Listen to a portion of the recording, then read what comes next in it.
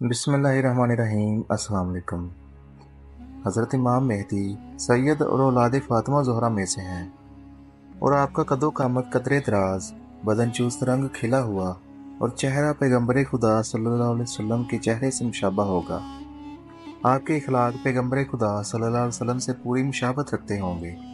आपका इसम शरीफ मोहम्मद, वालिद का नाम अब्दुल्ला, वालदा साहबा का नाम आमना होगा। ज़ुबान में कदरे लगनत होगी, जिसकी वजह से तंग दिल होकर कभी कभी रान पर हाथ मारेंगे। आपका इल्म लदनी यानी खुदादाद होगा। आपके ज़हूर से कबल मुल्क अरब और शाम में अबू सुफियान की औलाद में से एक शख्स पैदा होगा जो सदात को कत्ल करेगा। उसका हुक्म मुल्क शाम और मिस्र के इतराफ़ में चलेगा। इस दरमियान में बादशाह रोम की ईसाइयों के एक फ़िरका से जंग और दूसरे फ़िरका से सुलह होगी। लड़ने वाला फ़रीक कुस्तुनतुनिया पर कब्ज़ा करेगा। बादशाह रोम दारुल खिलाफा को छोड़कर मुल्क शाम में पहुंच जाएगा, और ईसाइयों के दूसरे फ़रीक की आनत से इस्लामी फ़ौज एक खून रेज़ जंग के बाद फ़रीक मुखालिफ पर फतह पाएगी। दुश्मन की शिकस्त के बाद मुआफिक फ़रीक में से एक शख्स नारा लगाएगा कि सलीब गालिब हो गई, और इसके नाम से ये फतह हुई। ये सुनकर इस्लामी लश्कर में से एक शख्स इससे मारपीट करेगा और कहेगा कि नहीं, दीन इस्लाम गालिब हुआ, और इसकी वजह से ये फतह नसीब हुई। ये दोनों अपनी अपनी कौम को मदद के लिए पुकारेंगे, जिसकी वजह से फ़ौज में खाना जंगी शुरू हो जाएगी। बादशाह इस्लाम शहीद हो जाएगा। ईसाई मुल्क शाम पर कब्ज़ा कर लेंगे, और आपस में इन दोनों ईसाई कौमों की सुलह हो जाएगी।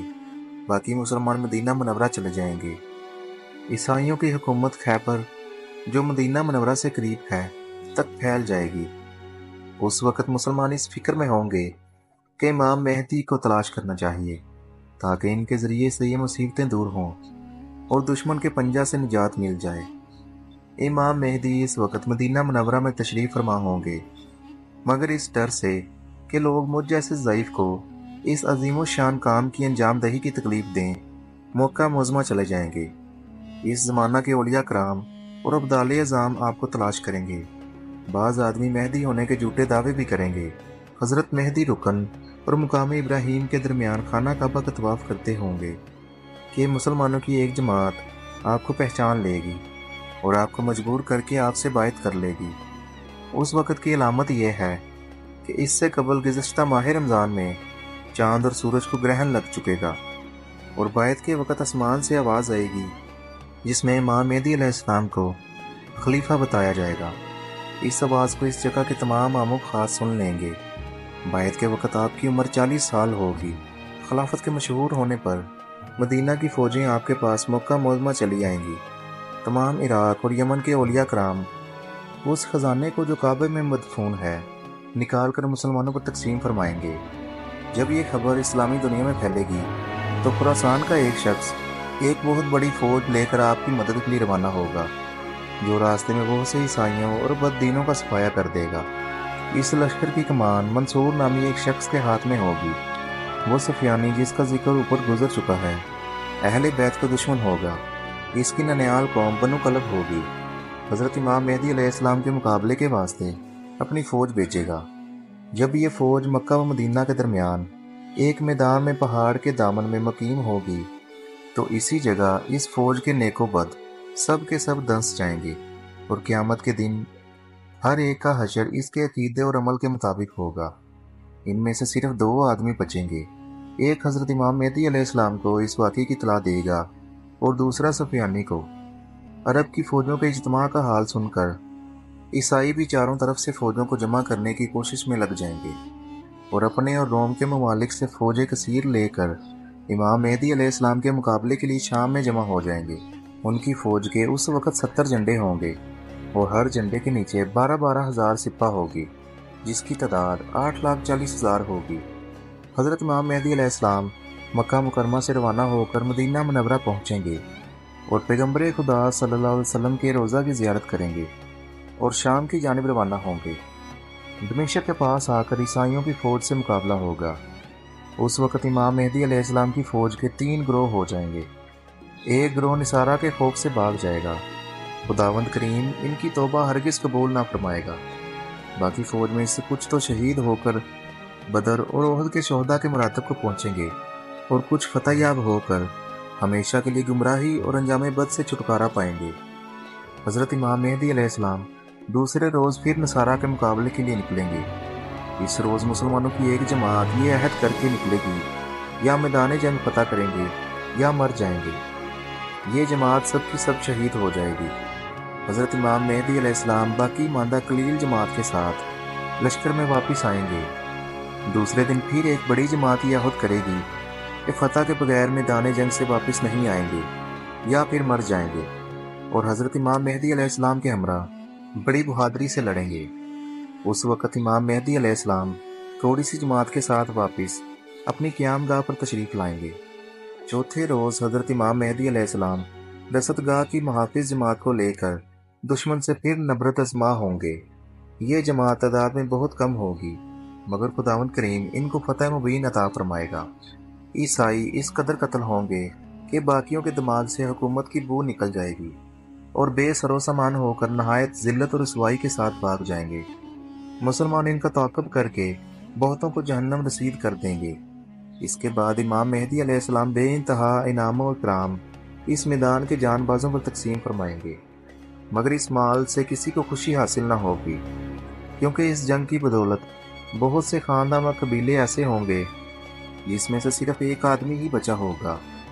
اس کے بعد امام مہدی علیہ السلام بلاد اسلام کے نظم و نسق اور فرائض اور حقوق العباد کی انجام دہی میں مصروف ہوں گے۔ چاروں طرف اپنی فوجیں پھیلا دیں گے اور ان مہمات سے فارغ ہو کر فتح قسطنطنیہ کے لیے روانہ ہو جائیں گے۔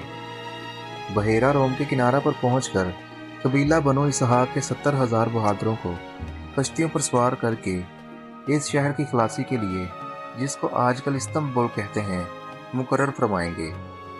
مسلمان حملہ کر کے شہر میں داخل ہو جائیں گے۔ شورشوں کو ختم کر کے ملک کا انتظام نہایت عدل و انصاف کے ساتھ کریں گے۔ ابتدائی بیعت سے اس وقت تک 6-7 سال کا عرصہ گزرے گا۔ امام مہدی علیہ السلام ملک کے بندوبست ہی میں مصروف ہوں گے کہ افواہ اڑے گی کہ دجال نکل آیا۔ اس خبر کے سنتے ہی حضرت امام مہدی علیہ السلام ملک شام کی طرف روانہ ہوں گے، اور اس خبر کی تحقیق کے لیے 5 یا 9 سوار، جن کے حق میں حضور صلی اللہ علیہ وسلم نے فرمایا ہے کہ میں ان کے ماں باپ، قبائل کے نام اور ان کے گھوڑوں کا رنگ جانتا ہوں، اور اس زمانے کے روئے زمین کے آدمیوں سے بہتر ہوں گے، لشکر کے آگے روانہ ہو کر معلوم کریں گے کہ یہ افواہ غلط ہے۔ بس امام مہدی علیہ السلام عجلت کو چھوڑ کر ملک کی خبر گیری کی غرض سے آستگی اختیار فرمائیں گے۔ اس میں کچھ عرصہ نہ گزرے گا کہ دجال ظاہر ہو جائے گا، اور قبل اس کے کہ وہ دمشق پہنچے، حضرت امام مہدی علیہ السلام دمشق آ چکے ہوں گے، اور جنگ کی پوری تیاری و ترتیب فوج کر چکے ہوں گے، اور اسباب حرب و ضرب تقسیم کرتے ہوں گے کہ مؤذن عصر کی اذان دے گا۔ لوگ نماز کے لیے تیاری میں مصروف ہوں گے کہ حضرت عیسیٰ علیہ السلام 2 منارہ پر جلوہ افروز ہو کر آواز دیں گے کہ سیڑھی لاؤ۔ سیڑھی حاضر کر دی جائے گی۔ آپ اس سیڑھی کے ذریعہ سے نازل ہو کر امام مہدی علیہ السلام سے ملاقات فرمائیں گے۔ امام مہدی علیہ السلام نہایت تواضع و خوش خلقی سے آپ کے ساتھ پیش آئیں گے اور فرمائیں گے کہ یا نبی اللہ، امامت کیجیے۔ حضرت عیسیٰ علیہ السلام ارشاد فرمائیں گے کہ امامت تم ہی کرو، کیونکہ تمہارے بعض کے لیے امام ہیں، اور یہ عزت اسی امت کو خدا نے دی ہے۔ بس امام مہدی علیہ السلام نماز پڑھائیں گے اور حضرت عیسیٰ علیہ السلام اقتداء کریں گے۔ نماز سے فارغ ہو کر امام مہدی علیہ السلام پھر حضرت عیسیٰ علیہ السلام سے کہیں گے کہ یا نبی اللہ، اب لشکر کا انتظام آپ کے سپرد ہے، اس طرح چاہیں انجام دیں۔ وہ فرمائیں گے نہیں، یہ کام بدستور آپ کے تحت رہے گا، میں تو صرف قتل دجال کے واسطے آیا ہوں، جس کا میرے ہی ہاتھ سے مارا جانا مقدر ہے۔ تمام زمین امام مہدی علیہ السلام کے عدل و انصاف سے بھر جائے گی، منور اور روشن ہو جائے گی، ظلم و انصاف کا خاتمہ ہوگا، تمام لوگ عبادات اطاعت الہی میں سرگرم ہوں گے۔ 7 سال عیسائیوں کے فتنے اور ملک کے انتظام میں، 8واں سال دجال کے ساتھ جنگ و جدل میں، اور 9واں سال حضرت عیسیٰ علیہ السلام کی معیت میں گزرے گا۔ اس حساب سے آپ کی عمر 59 سال ہوگی۔ بعد ازاں امام مہدی علیہ السلام کی وفات ہو جائے گی۔ حضرت عیسیٰ علیہ السلام آپ کے جنازہ کی نماز پڑھا کر دفن فرمائیں گے۔ اس کے بعد تمام چھوٹے اور بڑے انتظامات حضرت عیسیٰ علیہ السلام کے ہاتھ میں آ جائیں گے۔